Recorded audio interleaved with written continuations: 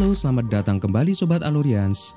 Hari ini gue akan mengalurkan film tentang drama perang yang berjudul Battle for Sevastopol yang rilis di tahun 2015. Dan sebelum dimulai, bagi yang belum subscribe channel ini, segera subscribe, like, dan nyalakan lonceng notifikasinya agar tidak ketinggalan alur cerita gue berikutnya. Dan perlu gue ingatkan kalau video ini mengandung unsur spoiler. Jadi, tanpa berlama-lama, mari kita masuk ke filmnya. Let's go!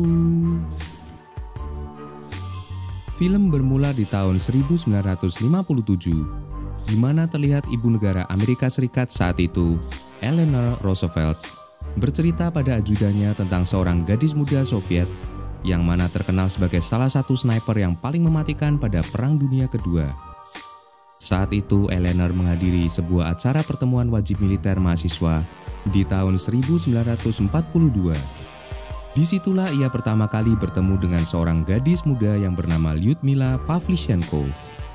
Di antara mahasiswa yang hadir, Lyuda menjadi sorotan karena dia adalah satu-satunya tentara mahasiswi yang ada.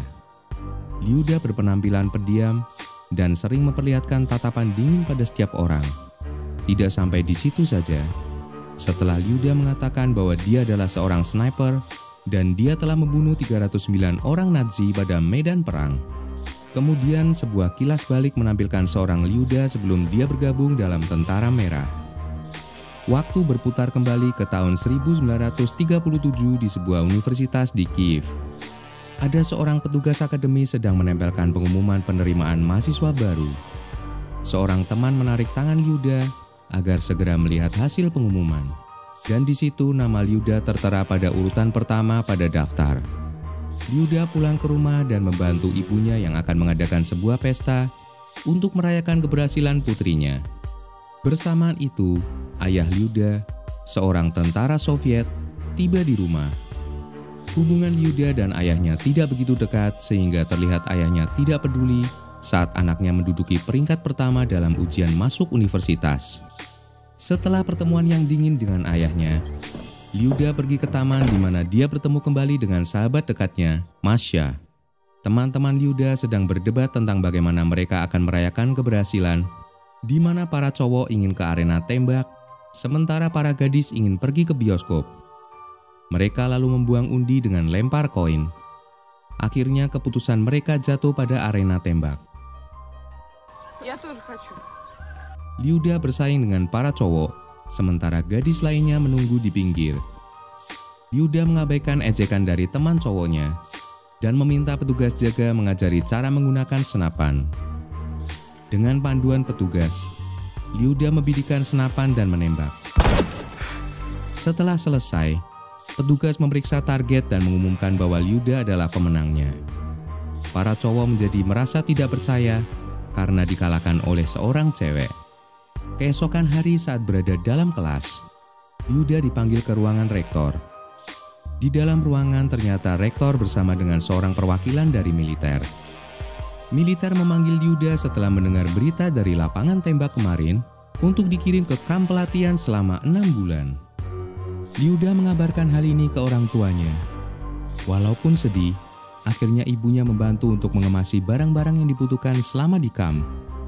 Tetapi karena hubungan yang kurang harmonis dengan ayahnya, Lyuda hanya berpamitan pada ibunya dan meninggalkan ayahnya begitu saja. Scene kemudian berpindah lagi ke konferensi mahasiswa, di mana wartawan Amerika menjuluki Lyuda sebagai gadis pencabut nyawa. Wartawan memberikan beberapa pertanyaan yang diharapkan akan dijawab oleh Lyuda. Lalu film kembali flashback ke tahun 1941, di mana Lyuda dan Masha bertemu dengan dua pilot angkatan udara yang bernama Grisha dan Nikolai. Mereka sedang bermain voli pantai ketika bola yang mereka pukul tepat mengenai Masha. Kedua orang itu segera mendatangi untuk meminta maaf pada para gadis dan mengundang mereka untuk bergabung pada perayaan kemenangan mereka. Saat mereka kembali meneruskan permainan, kakaknya Sonya yang bernama Boris datang. Sonya lalu mengajak Masha menyingkir untuk memberikan ruang bagi Boris dan Lyuda. Boris adalah seorang dokter dari keluarga Yahudi dan dia berusaha untuk merayu Lyuda. Namun demikian, para pilot selesai bermain voli dan mereka kembali untuk menjemput para gadis untuk merayakan kemenangan mereka. Saat minum-minum, Nikolai dan Boris berdebat apakah perang dapat membuat dunia menjadi lebih baik. Grisha kemudian mengalihkan pembicaraan karena suasana menjadi makin tegang dan menawari Lyuda untuk terbang bersama mereka. Sonya memotong dengan berkata bahwa Lyuda dan Masya telah diundang ke rumah Boris. Akan tetapi, Masya ingin pergi terbang. Jadi Sonya memaksa Lyuda untuk ke rumah Boris. Ketika Lyuda duduk di rumah mereka, orang tua Boris bercerita mengenai kehebatan anak lelakinya. Mereka juga mengatakan bahwa jika Lyuda menikah dengan Boris, dia akan mendapatkan kebahagiaan. Mereka kemudian menyuruh Boris untuk mengambil cincin untuk Lyuda. Boris kembali ke dalam dan kembali dengan kotak cincin yang di dalamnya berisi sebuah cincin yang indah. Saat akan memulai makan, seorang tetangga masuk dan segera menyalakan radio. Mereka mendengar pengumuman bahwa Jerman mulai menyerang Soviet. Sonya kemudian mematikan radio dan ayah Boris mengambil 2 buah tiket pertunjukan teater yang sudah disiapkan untuk Boris dan Lyuda, seolah tidak terjadi apa-apa. Di dalam teater, Boris berkata bahwa perang bukanlah tempat bagi wanita. Hal ini membuat Lyuda tersinggung sehingga dia kemudian meninggalkan teater dengan diikuti Boris di belakangnya. Di luar, Boris menjelaskan maksud perkataannya bahwa karena dia adalah dokter, jadi dia tidak bisa melindungi Lyuda di medan perang. Lyuda bisa memahami, tetapi dia tidak dapat meninggalkan panggilan negara saat negara membutuhkan sniper di dalam perang. Itu adalah terakhir kalinya mereka bersama sebelum Lyuda bergabung dalam medan perang. Scene kemudian berpindah ke tahun 1942 di kantor kedutaan Soviet di Washington. Lyuda menerima sepucuk surat dari Roosevelt. Surat itu berisi undangan untuk Lyuda agar tinggal di Gedung Putih selama dia berada di Amerika. Lyuda adalah satu-satunya warga Soviet yang diundang, sementara yang lain tidak diizinkan tinggal di Gedung Putih tanpa diutus negara. Scene kembali lagi ke tahun 1941 di kamp pelatihan. Lyuda mengalami betapa kerasnya dan penuh perjuangan untuk menjadi tentara. Mayor pelatih mereka memperlakukan para wanita seperti pria dengan membakar seluruh barang pribadi milik wanita. Mereka mengawasi dan melatih para kadet bagaimana menggali parit dan berkamuflase. Mereka juga berlatih kewaspadaan dan penggunaan senapan.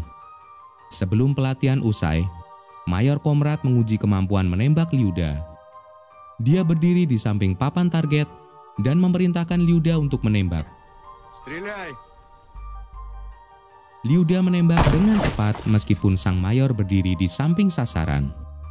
Setelah itu, Mayor Komrat berbicara ke Kapten Makarov, seorang sniper veteran Parubaya. Dia berkata bahwa para wanita tidak siap untuk diterjunkan ke medan perang, tetapi dia menugaskan Lyuda bersama Makarov. Singkat cerita, Makarov bergabung dengan para tentara yang baru lulus di Odessa, di mana mereka sedang membangun parit. Salah seorang prajurit berteriak bahwa dia melihat sebuah tank Jerman muncul dari kejauhan. Makarov mengajari Lyuda bahwa ada 2 cara untuk menghentikan sebuah tank, antara menggunakan granat atau menembak jendela pengintai pada bagian kemudi 2 kali, lalu tembakan ketiga ditujukan pada pengemudinya. Sebelum tank semakin dekat, tiba-tiba sejumlah pesawat pembom menjatuhkan puluhan bom ke arah mereka. Banyak dari tentara terluka parah bahkan tewas dari pengeboman itu. Lyuda dan Makarov tidak mundur. Meskipun mendapat serangan dahsyat, Lyuda melakukan apa yang diajarkan Makarov.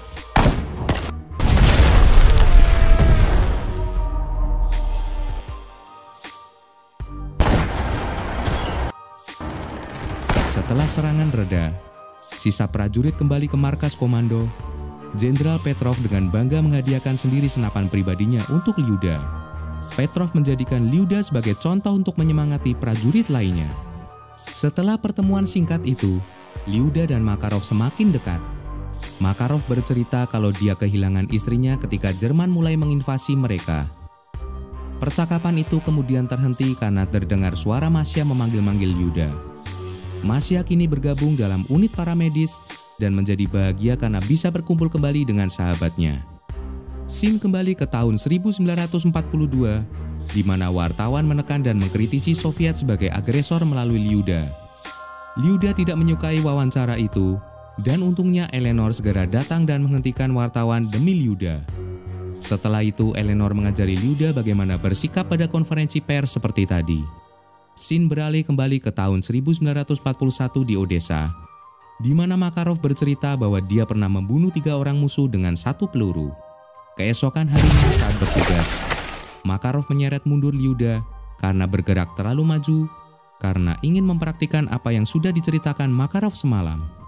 Setelah kontak senjata, saat Masya mengobati luka Lyuda, mereka berbagi cerita tentang pengalaman mereka hari itu.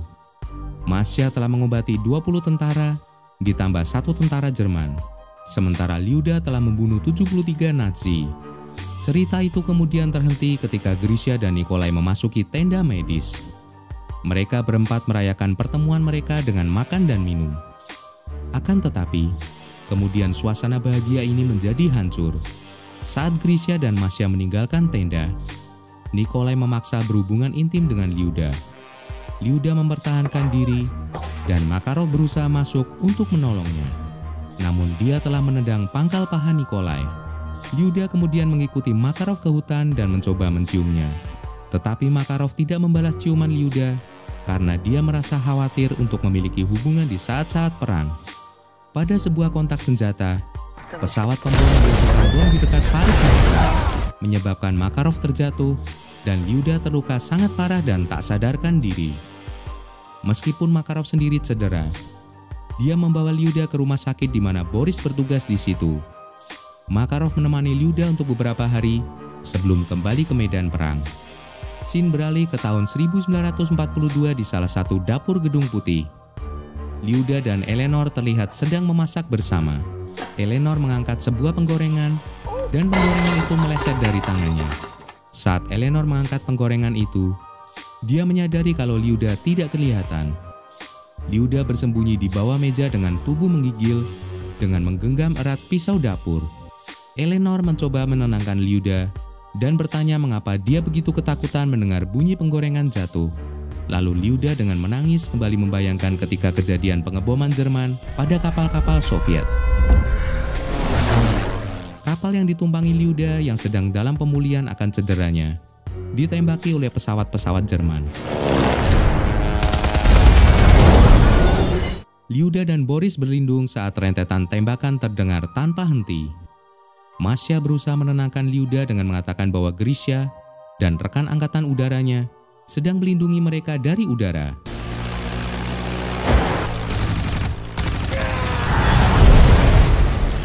Setelah selamat tiba di benteng pertahanan Sevastopol, Lyuda mengatakan bahwa dia telah siap dan meminta Jenderal Petrov untuk menandatangani surat penugasan kembali. Petrov berkata bahwa hanya dokter militer yang dapat memberikan izin penugasan kembali bagi tentara yang terluka. Jadi kemudian Lyuda pergi menemui Boris untuk meminta dia menandatanganinya. Di sisi lain, Lyuda bertemu dengan rekannya di medan perang dan mendapat informasi kalau Makarov gugur di medan perang dan seluruh prajurit mundur ke Sevastopol. Kedua hal ini membuat Lyuda semakin berhasrat untuk segera kembali ke medan pertempuran. Jadi, dia membujuk Boris untuk menandatangani surat rujukannya. Scene kemudian berpindah ke 1942 di Gedung Putih. Eleanor memberi Lyuda sebuah gaun dengan tujuan untuk menunjukkan bahwa Lyuda bukan hanya seorang prajurit, tetapi dia adalah seorang gadis muda yang cantik. Kebanyakan orang tidak pernah melihat wanita memiliki talenta sebagai prajurit dan sekaligus dapat memperlihatkan sifat kelembutan mereka. Lyuda saat memandang dirinya di dalam cermin, Lyuda merasakan kebahagiaan kembali yang sama seperti saat dia bertemu dengan Leonid, rekan snipernya yang baru. Tidak seperti Makarov, Leonid lebih muda kurang lebih seumuran dengan Lyuda. Pada suatu hari, Lyuda kembali teringat dengan Makarov, dan dia membalaskan sakit hatinya pada seorang tentara Jerman dengan menyiksanya. Dia terlihat tersenyum senang saat melakukannya. Akan tetapi, Leonid tidak menyukai perbuatan semacam itu. Lalu, dia segera menembak mati tentara Jerman itu dan mengatakan bahwa kita tidak sama dengan fasis Jerman yang hidup di atas penderitaan orang. Walaupun hubungan awal mereka tidak terlihat akur, karena mereka menghabiskan banyak waktu bersama untuk membunuh tentara musuh selama berbulan-bulan, Lyuda dan Leonid perlahan-lahan mendapati perasaan romantis di antara mereka berdua. Di saat rehat, mereka berdua akhirnya menikmati kehangatan cinta di dekat sebuah perapian. Kembali ke 1942, Liuda bertemu dengan seorang penyanyi yang menulis sebuah lagu yang diilhami atas cerita-cerita heroik Liuda. Liuda tersentuh hatinya karena sepanjang hidupnya belum pernah ada orang yang mendedikasikan sebuah lagu untuknya. Dia lalu kembali teringat di Sevastopol, di mana Liuda dan Leonid mempersiapkan diri bersama untuk bertempur bersama. Pada setiap kesempatan, mereka menyempatkan diri untuk bercumbu di tempat sepi. Masya mengundang mereka berdua untuk ke acara pernikahan Masya. Tetapi, kemudian Masya memberikan kabar buruk ketika mereka datang. Grisha telah gugur di medan pertempuran, dan Masya terlihat tidak kuat menghadapi keadaan ini. Leonid lalu mengatakan hal mengenai anak yang sedang dikandung oleh Liuda. Liuda kemudian terdiam, mengingat kematian Grisha, lalu dengan sedih, dia pergi meninggalkan Leonid sendirian. Saat Liuda berada di ruang ganti di Chicago tahun 1942, Liuda didatangi oleh atase militer yang memaksanya untuk kembali mengenakan seragam militernya untuk menemui pers di luar. Saat dia membuka gaunnya, Eleanor terkejut saat melihat punggung Liuda yang penuh dengan parut bekas luka. Eleanor lalu memeluk Liuda dan mereka berdua menangis. Setelah kemudian, bayangan masa lalu kembali muncul. Liuda dan Leonid sedang berjalan menuju posisi mereka. Leonid yang berjarak agak jauh dari Liuda tidak sengaja menginjak ranjau. Ranjau itu memicu sebuah suar yang memberikan sinyal serangan artileri pada posisi mereka berdiri. Tepat saat ledakan berada di posisi mereka, Leonid melompat dan menindih Liuda, mengorbankan diri untuk melindungi Liuda. Setelah ledakan reda, Liuda menyadari kalau Leonid tidak bergerak. Lalu dia membopong Leonid yang berlumur darah menuju ke markas mereka dan berteriak meminta bantuan. Setelah itu semua menjadi gelap dan Liuda terbangun di sebuah ranjang di rumah sakit. Boris mengabarkan kalau Leonid telah gugur saat tiba di rumah sakit.